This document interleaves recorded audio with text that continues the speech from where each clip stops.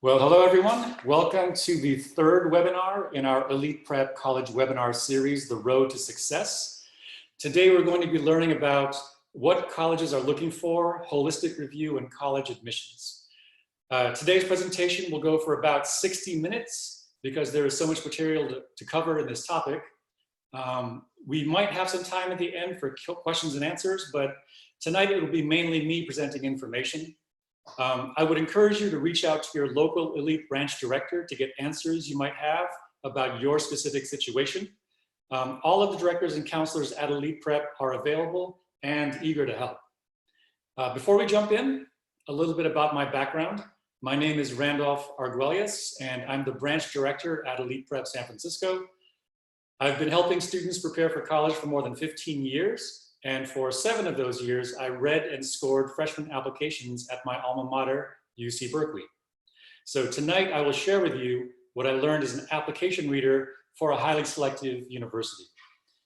This information is applicable to any selective or highly selective college, not just to UC Berkeley or the UC system.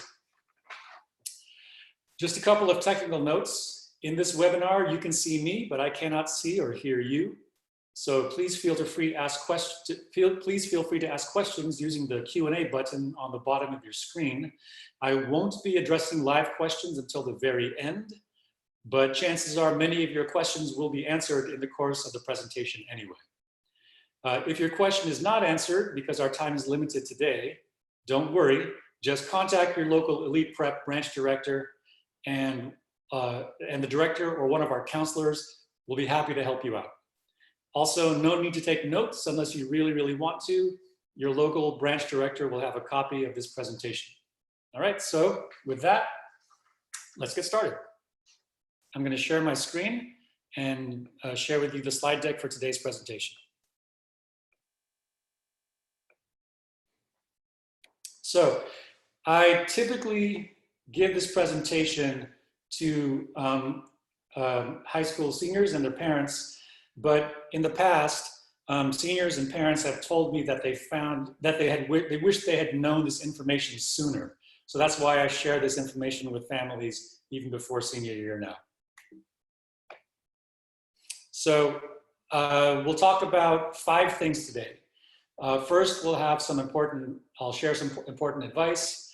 Second, we'll talk about what your goal is on the college application. Third, we'll look at some freshman class admissions data for public and private colleges. 4, we'll talk about the main topic of tonight's, this afternoon's discussion, holistic review. And then finally, we'll end with a brief college prep timeline, what to do for each of the years of high school.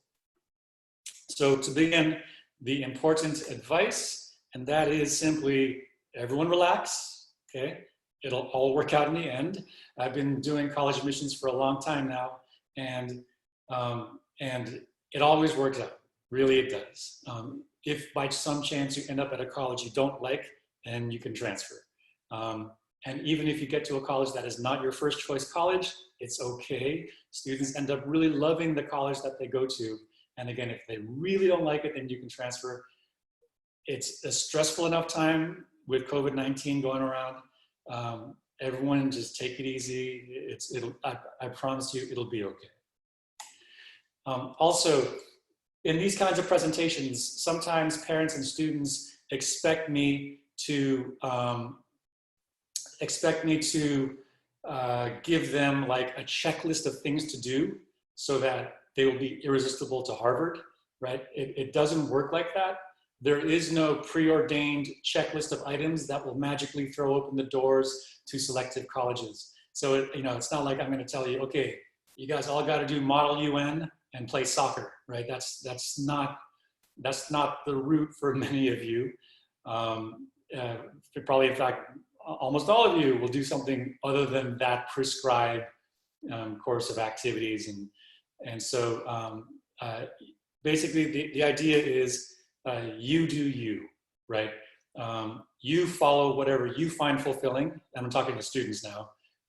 You follow whatever it is that you find fulfilling and meaningful, and in pursuing that with passion and determination, by being yourself, and being the best version of yourself, that's how you become noticed by highly selective colleges and universities. Okay, so it's important that you don't live your life always thinking about how will this look on my college application, right? That's a terrible way to live your life. Instead, pursue what you find meaningful and important, do it really well, and then as a happy byproduct, that will help your chances on an application to a highly selective or selective college, okay? Also, let me also point this out. This is also very important advice. College admissions is not about justice and fairness, right? It is not about what you deserve. You work super hard, you give it 100%, and therefore you should deserve the best, right? You give your all, you should deserve to get into your top choice school. It doesn't always work out that way, right? I mean, life is not fair. College admissions is similarly not always fair. You know, sometimes it does work out, sometimes it doesn't. But all you can do is be the best version of yourself you can be. And if you accomplish that, then you have nothing to be ashamed about, regardless of the outcome. All right, this is a very important slide, because this next slide will tell you what is your goal on a college application, okay? Your goal in filling out the application is to somehow stand out in a good way from the tens of thousands of other applicants applying to the same school. So Berkeley received 87,000 applications for this year's freshman class. But that's nothing compared to UCLA, which every year is the most popular college in America based on the number of applications it receives. UCLA received 111,000 applications this year. Its crosstown rival, USC, received 64,000 applications for fall 2018.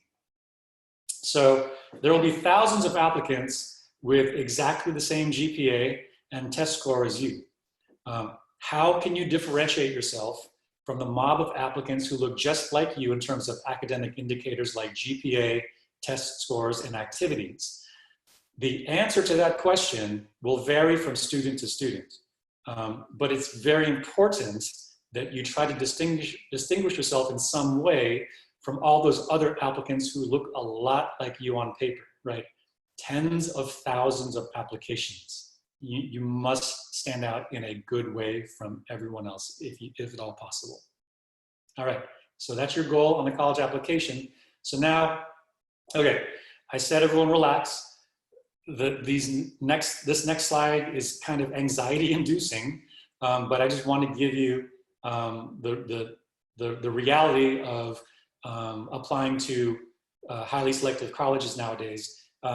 So I'm going to show you the average, the middle 50% of SAT scores and the acceptance rates for the Ivy League schools, MIT and Stanford. I start with this because these are the most selective schools in the country. And so we start with the upper limit of selectivity, and then we'll proceed down to, like, you know, where us mortals actually reside, right? So, so Ivy League, MIT, Stanford, these are the freshmen admitted for fall 2019. So if you notice, so by the way, it's in order of selectivity. So Stanford is the most selective school in the country with only 4.4% admitted. Harvard is not far behind at 4.5% admitted. And then on through Cornell, which is the least selective of these schools, but that's still only less than 11% accepted. So these are the most selective colleges and universities in the nation. Now, the middle 50% means it's the middle 50% of the scores of the accepted students to these schools. It's a more, how should I say, it's the preferred way of measuring averages now, instead of just giving you the single number arithmetic mean as the average score. it's better to show you the range of scores that are accepted at these schools. So the first number is the 25th percentile score. So for example, for Stanford, a score of 700 in reading and writing was better than 25% of the accepted students to Stanford in fall 2019. The second number is the 75th percentile score, meaning that 770 in reading and writing was better than 75% of the scores of the accepted students to Stanford for fall 2019. Or another way to think about it, the top 25% of the students who were accepted to Stanford scored 770 or higher in reading and writing on the SAT, and the top 25% of accepted students to Stanford scored 800 and higher, or 800 on the math section. Okay, so the middle 50% is the exact middle, the two quartiles in the middle of the range of scores that were accepted to that school in this, actually in fall 2018, because I couldn't find the fall 2019 data. Okay, so these are extraordinarily high numbers. And again, it just goes along with the selectivity of these schools. Not everyone's going to go to these schools. Everyone listening to me right now, you should not all be applying to these schools, right? These are not the right schools for everyone. I'm just showing, for those of you who will be applying to these schools, this is what it looks like for fall 2019. It's extraordinarily challenging, and it'll take a lot of planning and preparation to become competitive in these application pools. Let's look at the UC schools. University of California schools, and for those of you outside of California, I apologize, this is kind of California-centric. These are in alphabetical order from Berkeley through Santa Cruz. The middle 50% of the weighted GPAs of the accepted students in these schools, remember if you take an AP class or some honors classes, you get 5 points for an A and 4 points for a B, and that's how it's possible to achieve a GPA above 4.0 on the weighted GPA. And so the middle 50% of weighted GPAs of the accepted students to these schools is indicated in the second from the left column, okay? And then the middle 50% for SAT reading and writing and the middle 50% for SAT math scores are also indicated in this table as well. They're not too far behind the Ivy League schools. In Berkeley and LA, for example, are not too far behind the middle 50% of the Ivy League schools in Stanford and MIT. The nice thing about the UC campuses, there is sort of like a gradation of selectivity for all 9 campuses. And here are the acceptance rates for all 9 campuses. So yes, UCLA is now more selective than UC Berkeley, 12.4% accepted for fall 2019 versus 16.4 for UC Berkeley for fall 2019. Irvine is the third most selective campus, 26.6% accepted. And the least selective of the UC campuses is Merced, the newest campus, and that's 72.6% accepted. Riverside also accepts more than half of the people who apply. And Santa Cruz, just a tiny bit above, it accepts about half the people who apply. And then Davis and above and upwards on the chart, 39% through 12.4% for acceptance rates. Okay, and again, there's that number of applicants for UCLA, 111,306. UC San Diego, believe it or not, is the second most popular college in America based on number of applications received. It received 99,125 applications for fall 2019. All right, so now let's look at the California State University schools. There are 23 Cal State schools. 7 of them are impacted, meaning 7 of them are always many, many more applicants than there are spots. For those 7 impacted schools, then an SAT score is required regardless of GPA. If you're applying to one of the 23 Cal State campuses that is not impacted, then the SAT score is optional if your GPA is above 3.0. So if you apply to San Francisco State, which is not an impacted school, not an impacted campus, if your GPA is above 3.0, the SAT is optional. But if your GPA is below 3.0, between 2.0 and 2.99, then the SAT score is required to get to make sure you meet the minimum qualifications. Okay, So Cal Poly Pomona and SF State are the two campuses in this chart that are not impacted. The other 7 campuses, SLO, Long Beach, San Diego State, Cal State LA, Cal State Fullerton, San Jose State, and Fresno State are all impacted. And all require an SAT score regardless of GPA. So the most selective Cal State campus is SLO, San Luis Obispo, 30% accepted.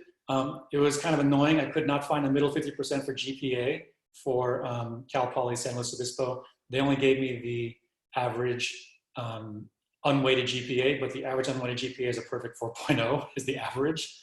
And these are, by the way, these are unweighted GPAs, unlike the GC and the Ivy League schools, which were weighted GPAs.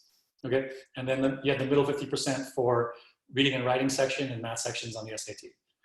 All right, so again, these are, you know, more like human level GPAs and test scores, right? So that just gives you a sort of a broad and very quick overview of the selectivity of college admissions these days. Okay, let's get to the main part of tonight's discussion, which is understanding holistic review. So what is holistic review? It is the way that both public and private colleges and universities evaluate applicants these days. It is the most prevalent means or the most prevalent method by which colleges and universities will evaluate applications. So there's at least 3.5 years of your life on that college application, right? Freshman year through fall semester of senior year, 3.5 years at least are indicated on that application. And all that information, plus the information about your school, will all be sorted into 3 buckets: academic profile, extracurricular profile, and then personal and family information, right? Now, this scheme that I'm giving you is sort of a generalization. It's true in general, but different colleges will do their holistic review differently. For example, at Berkeley, there were these 3 buckets, these 3 areas, and then after evaluating all 3 areas, we would give the application 1 overall score. Some schools will take extracurricular profile and personal and family information and make that 1 ranking or 1 profile called personal profile. So there's only 2 scores. There's a score for academic profile and then there's a score for personal profile. So again, there's different schools will do these and will do holistic review slightly differently, but in general, these are the 3 areas that the information gets sorted into: academic profile, extracurricular profile, personal and family information. Okay. So let's be, and of these 3, academic profile is by far the most important, and here's why. Unless your extracurricular involvement has risen to the level of national or international prominence, then what you do inside the classroom matters more than what you do outside the classroom, right? So the only time that your extracurricular profile on a college application matters more than your academic profile is if you are, you know, literally one of the best tennis players in the state. You know what I mean? So it's not enough to be the best tennis player at your school. You've got to be one of the best tennis players in your state in order for them to say, at Brown, for example, to say, well, he's only got a 3.1, but we'll let him in anyway, you know? For the vast majority of us, college is an academic endeavor. And so therefore your academic profile will matter the most of these three aspects of your application. So let's take a look at academic profile first. It consists of GPA, the strength of your class schedule, meaning did you take a lot of AP and honors coursework, or did you just do like all regular level classes? Obviously, the more challenging course load is looked upon more favorably. And then test scores and other factors. Now, of these 4 factors that make up your academic profile, GPA and strength of class schedule is more important than test scores. Why is that? Well, it's because colleges know that you can get an SAT score in 3 hours, but it takes years to make your GPA. So they generally view your grades as a more reliable predictor of your potential as a college student because it took a much longer period of time to establish that number. So test scores are important, but not more important than GPA. And I tell you this because I want to disabuse you of the idea that, well, my GPA sucks, but if I just get a 1600 on the SAT, then I'm set, right? It doesn't work like that. The GPA ends up being the ceiling, right? So if you have a perfect SAT score and a mediocre GPA, then a selective or highly selective college will interpret that as, well, he's smart, but he's lazy, right? He's smart enough to do well on a standardized test that you can get over in 3 hours, but he's not really trying in school. And so the test score will not save you, right? GPA first, and then the test score to confirm that the GPA was earned. All right. A question did come in, what's a mediocre GPA? And that depends on the school. It depends on the college. And that's why I gave you that middle 50% of GPAs for the UC schools and the Cal State schools, so you can get a sense of what's a mediocre GPA for that school.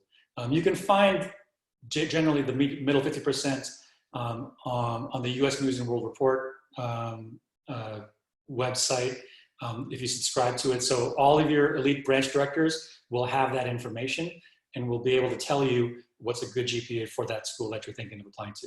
Okay, all right. So let's look at GPA, which again is the most important factor of those factors that make an academic profile. Colleges will look at both the weighted and unweighted GPA. And again, weighted GPA means you get the extra grade points for AP and honors classes. So it's 5 points for an A and 4 points for a B. The maximum unweighted GPA is 4.0 because the most you can get is 4 points for an A on the unweighted GPA. And also, if you're applying to the University of California, only 10th and 11th grade semester grades are used to calculate the GPA. So it's weird, but UC will ask you to report your 9th grade classes and the grades you got in them, but they will not use your 9th grade grades to crunch the college application GPA. For the UC application, your GPA consists entirely of 4 semesters, 10th grade, fall and spring, 11th grade, fall and spring. They don't even look at 12th grade in the fall to calculate your GPA on the UC application. Okay, so your UC application GPA is 4 semesters, 10th grade, fall, spring, 11th grade, fall, spring. Stanford does the same thing. Although Stanford also does look at this fall semester of senior year for the regular admissions decisions because their applications are due January. So Stanford also doesn't include 9th grade grades in calculating the GPA. Okay, and then also only academic classes are factored into the college application GPAs. So PE, health, we have this requirement in SF Unified School District called College and Careers. That's not an academic class.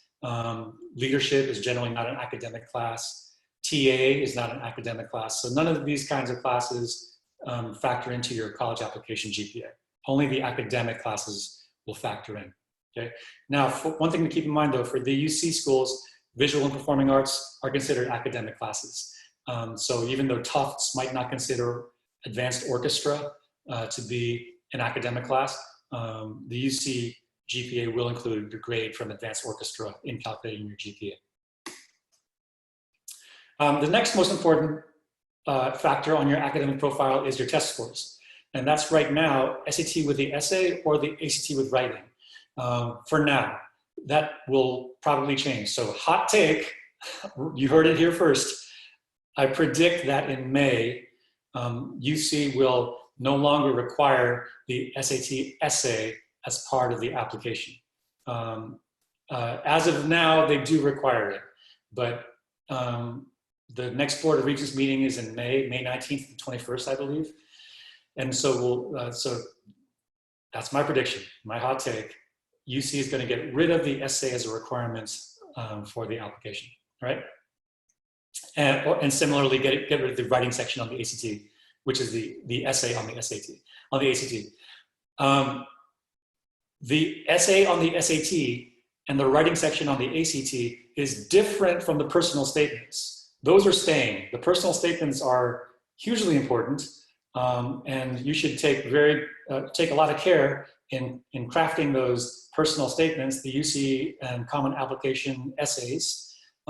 It is the essay for the SAT test that is not important and not that relevant. So, but again, we'll see in May, next month, if I'm correct. All right, subject tests are no longer required to apply to UC. MIT also dropped subject tests as a requirement. But here's the thing, you should still take them. Now that they are optional tests, it can only add value and enhance your application. So the thing about optional tests is if you do well on the optional test, it will enhance your academic profile. If you don't do well, it'll be neutral, not negative on your application, because colleges are not going to punish you for taking an optional test, right? So if you didn't do well on the SAT subject test in chemistry, it's not a big deal because they're not going to take away metaphorical points from your application.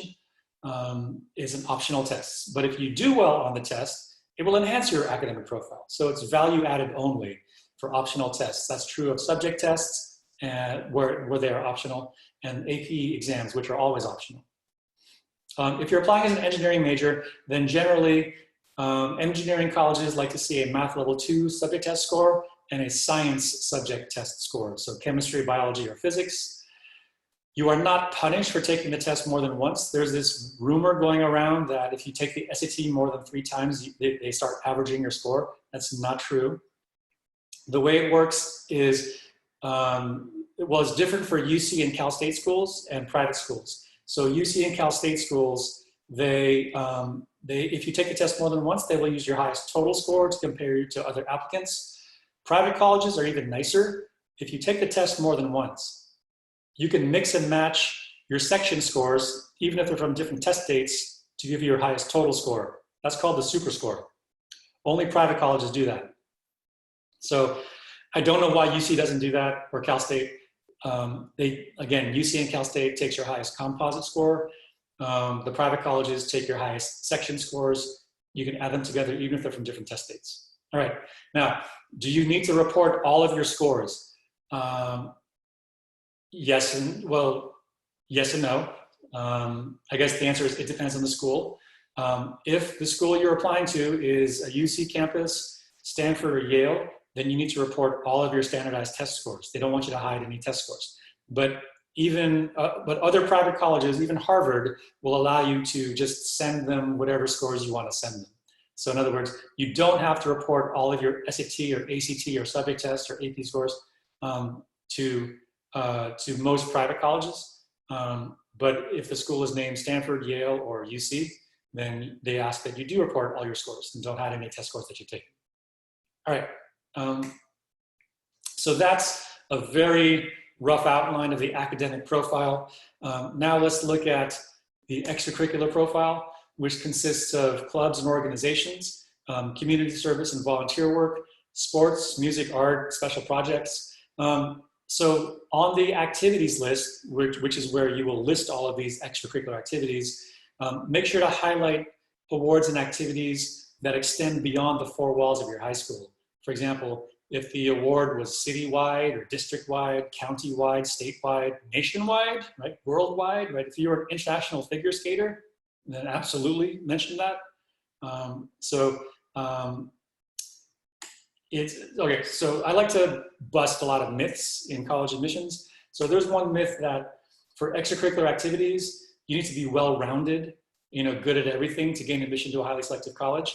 And the reality is, instead of strictly recruiting well-rounded individuals, colleges try to build a well-rounded freshman class. And how do you build a well-rounded freshman class? You do that by admitting specialists with different backgrounds and talents and interests and and passions and experiences.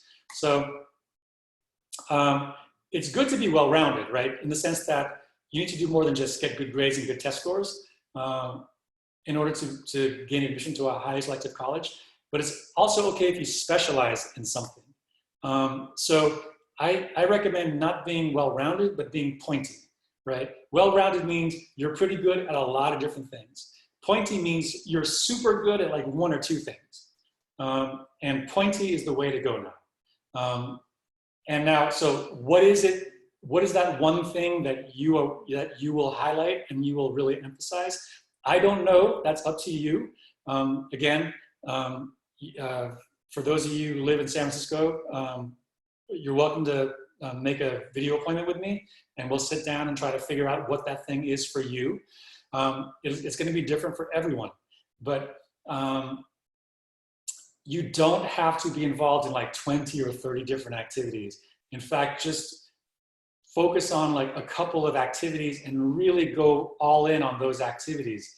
You know, achieve great things in those activities. And remember the advice I gave in the beginning, you do you, right? Don't pick an activity because you think it will look impressive on a college application.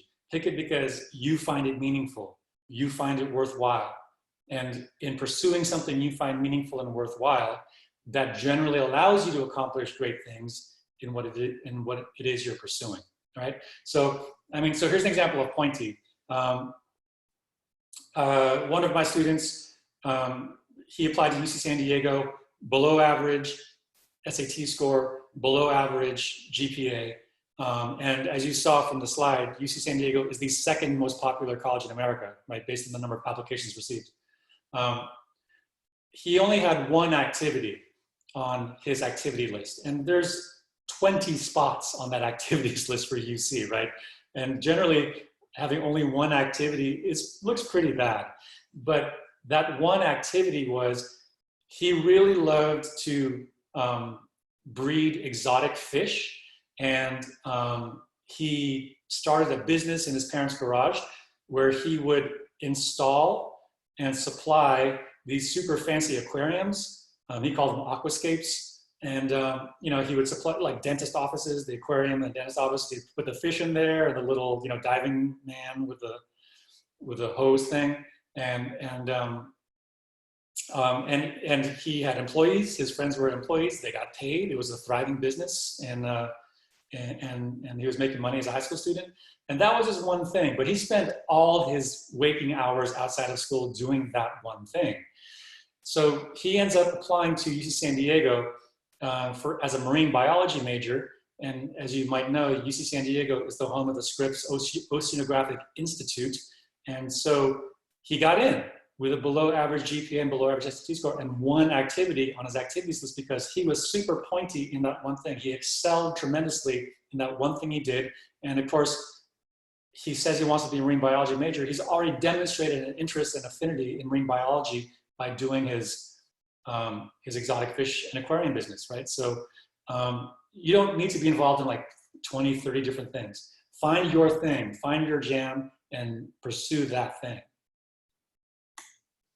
All right, so let's take a poll, okay? What quality is essentially an unofficial requirement for applicants to be admitted to highly selective colleges? So I'm going to, so I'm opening up a poll you should see on your screen. Go ahead and I'm sorry, oops, my bad. Sorry, wrong poll. Hold on, let me get the right poll up. Oh, actually, let's do this. I did want to share this poll with you. I forgot to ask it earlier.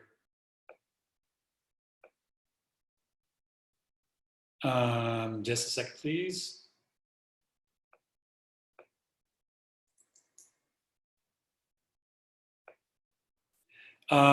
So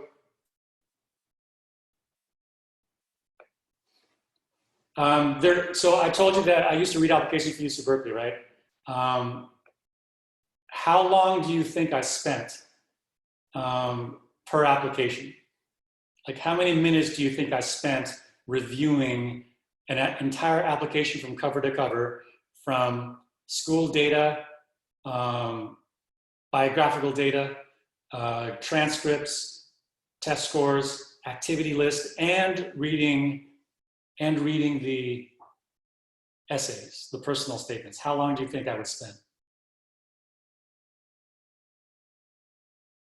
So answers are still coming in.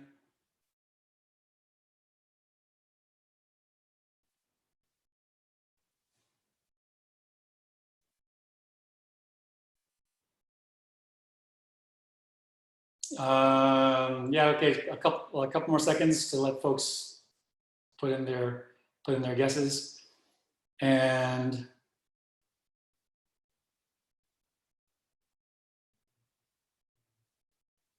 yeah, like 80% of you have, 82% have voted so far. So let's close the polls. I'm gonna close it in a couple seconds.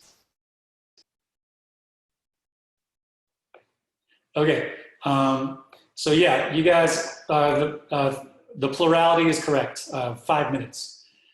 I would spend 5 minutes per application because I had 500 applications to read in one season, right? Christmas vacation sucked at my house because I'll be reading applications at the dinner table. You know, I had to plow through dozens of applications every day. So 5 minutes, so 3.5 years of your life are on that application. I would review it in 5 minutes, right? And so I tell you this because for you rising seniors, juniors right now, when it's time to fill out your applications, it's got to be super well organized and super clearly presented. The information needs to be crystal clear, nothing confusing, right? So it's not the case that the application reader is going to sit down with your application, you know, I'm going to pour myself a glass of Pinot Noir and then, you know, sip my Pinot Noir while I read your personal statements and, oh, what a clever turn of phrase. And, oh, look at that. That's a lovely little sentence. I really admire that writing. It doesn't work like that. It's not, it's no, maybe, maybe, yes, right? So that's the way it is. And therefore, knowing that, you need to make sure that everything on the application is very clear, unambiguous. If there's something confusing, some piece of information that's confusing on your application, they're not going to call you up and say, hey, can you clarify this part on the application? It's very confusing. They just say, oh, well, I don't understand what she's trying to say here. Too bad. And then they'll move on. Okay, so when it is time to fill out these applications, and I'm talking to you juniors right now, make sure everything is crystal clear, nothing confusing, no ambiguities in your application. Okay, all right. So now let's go to the next poll, which is what is essentially an unofficial requirement for applicants seeking admission to highly selective colleges.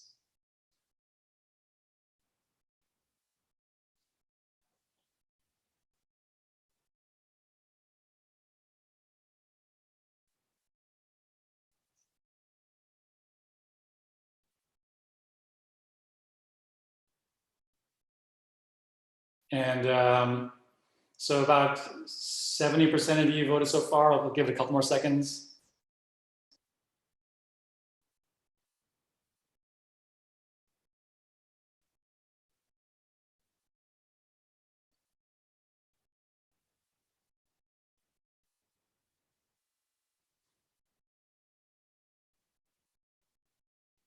Okay, so I'm gonna close the poll right now. So take your last guesses right now if you can. And yes, again, you guys are on it. Leadership is the unofficial requirement. Actually, in some cases like UCLA, it's an official requirement. I like that some people did say life filled with tragedy and hardship. And notice that I distinguish between student government or student council and leadership. And that's because leadership can take many forms. Yes, leadership is president, vice president, treasurer of a club, or student body president. Those are all leadership positions. But so is captain of the sports team or captain of the robotics team. So is you pick up your little sister from school every day and take her home and cook dinner for her because your parents are both working at the store until very late at night. That is leadership within your family. So leadership is basically, you're in charge of other people, you're in charge of a pile of money, right, a budget, or you're in charge of a project. You're in charge of other people, you're in charge of a pile of money, or you're in charge of a project. That's leadership. It can take many forms, and any leadership experience like that needs to be highlighted on your application. So think about when you've been in charge of other people, a pile of money, or a project, and somehow highlight that on your application, because the highly selective colleges pride themselves on training the next generation of leaders in the country, right? So again, leadership takes many forms. A title is great, but even if you have a title of president, student body president, and you don't do anything, that's not terribly helpful, okay? All right.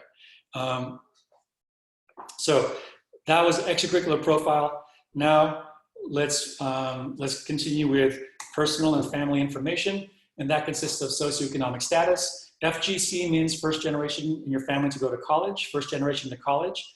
So if your parents went to college in the US, then you are not FGC. If your parents did not finish college in the US or attended college outside the US, then you are considered first generation in your family to go to college. And if you are FGC, then it's considered a slight hardship, and you get a little bit of extra love on the application. So students whose parents went to college, do not be mad that your parents went to college, right? It's a good thing that your parents got a college education. But the reason why FGC is considered a slight hardship is if your parents did go to college, then presumably they will help you prepare for it, apply for it, do well once you do get into college, because they've been through it themselves. If your parents did not go to college or finish college in the US, if they did not go to college in the US or finish college in the US, then you presumably they can't help you go through the process, and it's considered a slight hardship if you're FGC. It is not make or break. Don't lie and say you're FGC if you're not. So don't worry about it. Just, you know, again. But my point is, if you are FGC, then definitely point it out. Okay. If you worked in high school, family responsibilities, disabilities, personal hardships, personal qualities. The last 4 items on this list are often addressed in the personal statements on the UC and the common applications. You know, the personal statement is another seminar, another webinar for later. But for now, if you are thinking about what to talk about on your personal statements, keep the following in mind. And I say this because I know that elite families, I would say majority of elite families are immigrant families, right? And so my advice to you is avoid, not never, but avoid writing about your family's immigration story. Why? Because it'll probably sound like everyone else's immigration story, right? I estimate that at this point in my career, I have read probably 10,000 personal statements, right? 10,000 personal statements at this point. And not one of them ever said, my parents came to America to provide me with a worse education and fewer opportunities than were available in the old country, right? So remember your goal on the college application. Stand out in a good way from the tens of thousands of other applicants applying to the same school, okay? It's gonna be very hard to stand out if your personal statement sounds like all the other immigrant family personal statements in the pile that the reader has on the table, okay? Now, I said avoid, not never. If you do have a super compelling immigration story, then yes, absolutely talk about it. But I would consult with your elite branch director or counselor, because we've seen dozens, hundreds, thousands of these personal statements. We can tell you very quickly whether yours sounds cliche or original, okay? So definitely avail of the expertise of an elite counselor or director, because you've probably only seen yours and your friends' personal statements. We've seen many, many, many.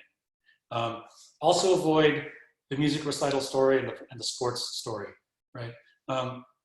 There's two kinds of music recital stories. I practiced really hard, the day of the recital came, I played really well and I learned a life lesson. Or I practiced really hard, the day of the recital came, I played terribly and I learned a life lesson. So again, it's hard to stand out in that situation when your music recital story sounds like what everyone else is saying about their music recital story. Avoid, not never. There's always exceptions.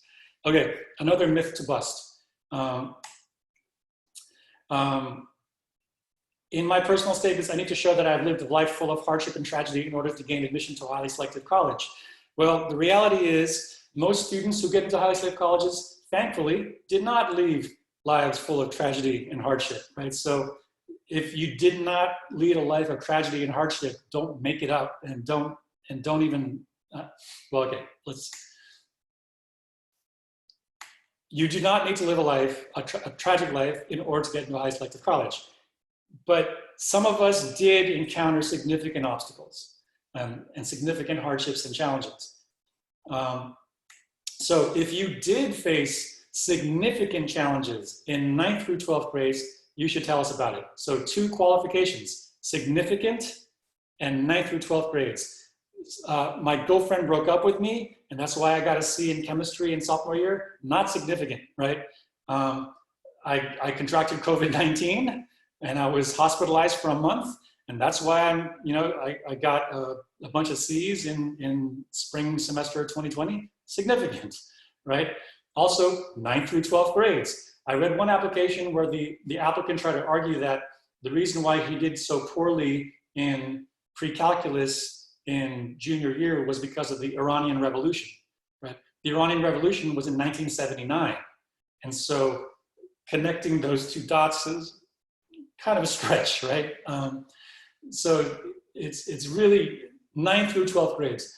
Now, if something happened to you in 5th grade, you were diagnosed with ADHD in 5th grade, and it persists into your high school years, then that's fine, you can mention that.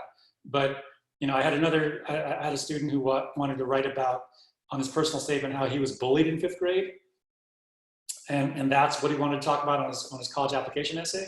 And I'm like, I feel bad that you were bullied, but that was 7 years ago, right? I mean, surely something else significant has happened to you since in those interceding 7 years, right? And so significant 9th through 12th grades, if that is you, if that applies to you, then yes, talk about it. But here's how to talk about hardships and challenges. Should you say, I am a victim, right? My life sucks so much, you should let me into your school because my life sucks. No, right? Of course not. You never write an I'm a victim story.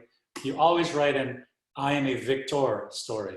So not my life sucks, please let me into your school, but rather look at all that I've accomplished despite these challenges and hardships, okay? So look at all that I've accomplished despite the challenges and hardships.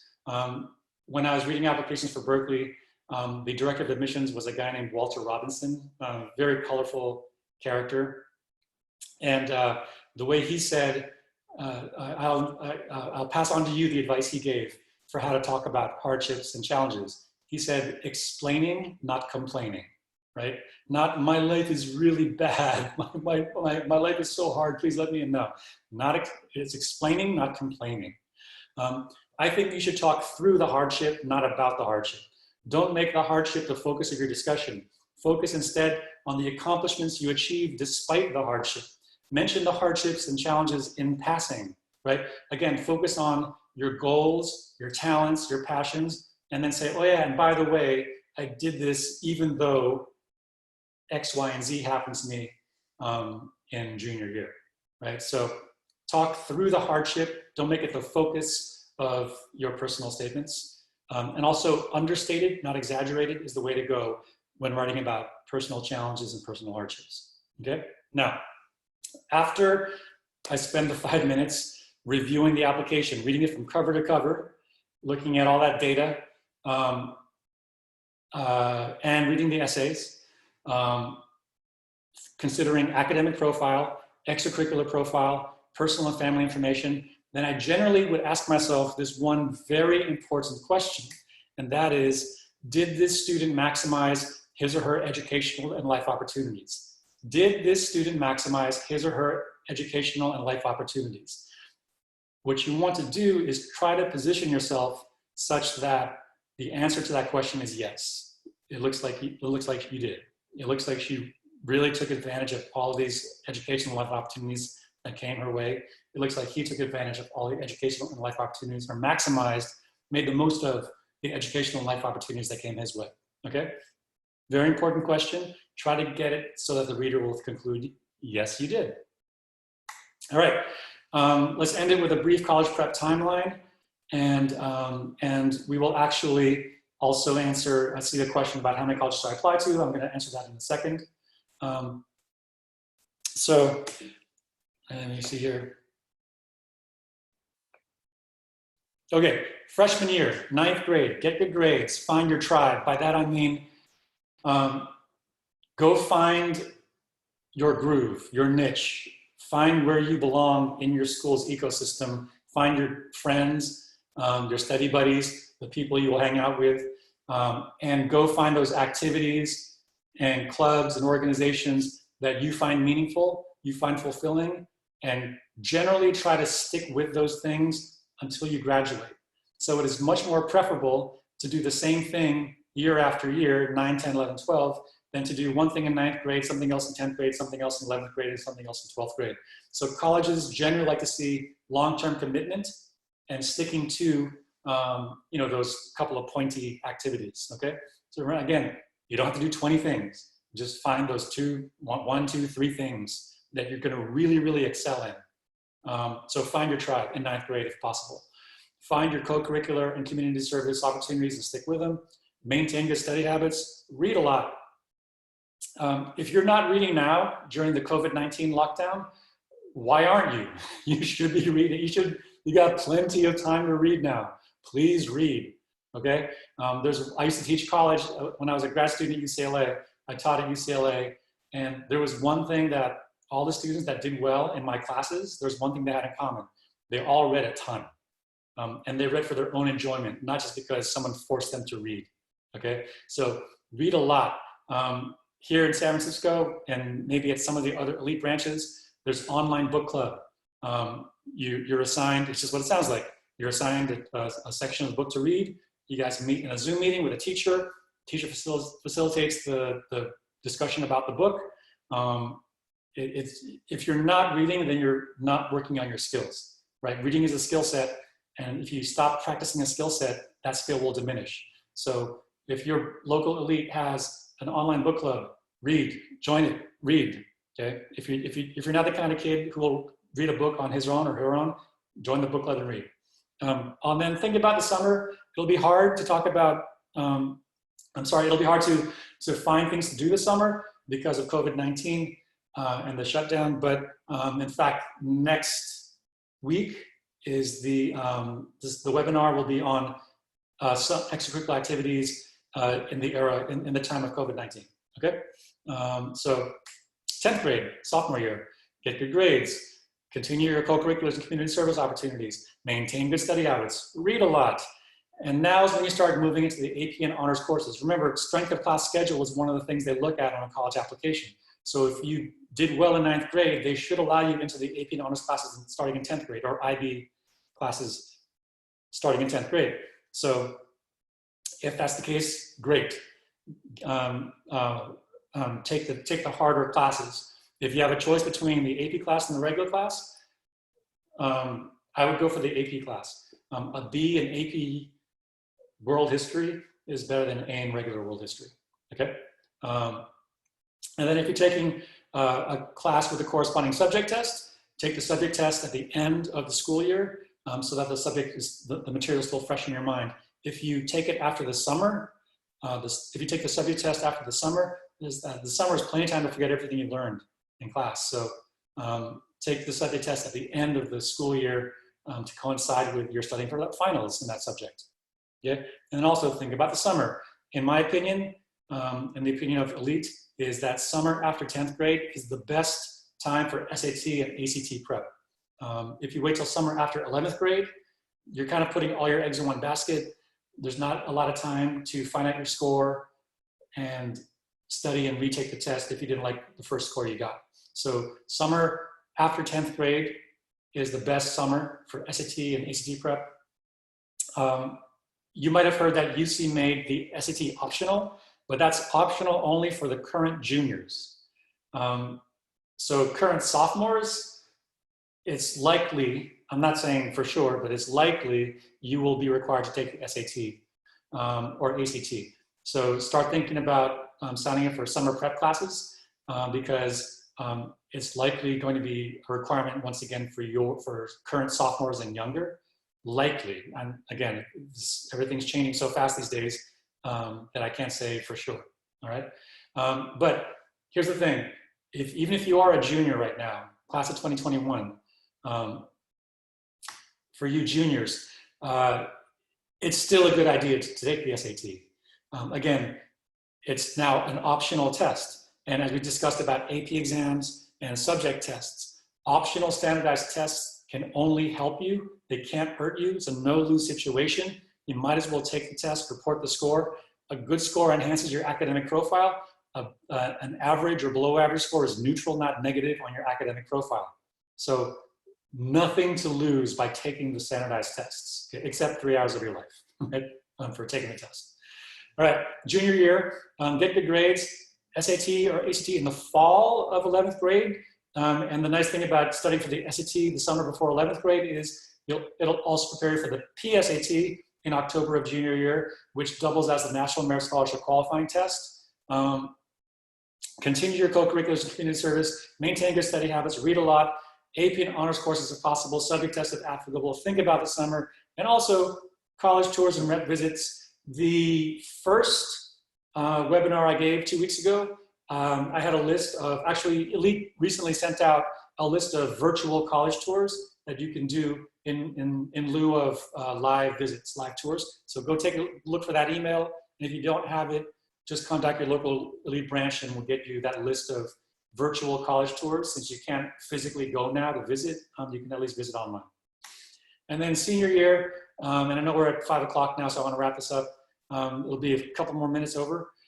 Get good grades, at least through the fall semester, right? If senioritis sets in, make sure it's in the spring semester only. And even then, you still got to, your GPA needs to resemble what you did previously. SAT or ACT retakes if necessary in the fall of senior year. Maintain good study habits, read a lot, AP honors courses, college tours, and rep visits, build your college list. So, how many colleges should I apply to? My realistic and reasonable college list has 3 or 4 reach schools, where I'm around the 50th percentile or lower for GPA test scores.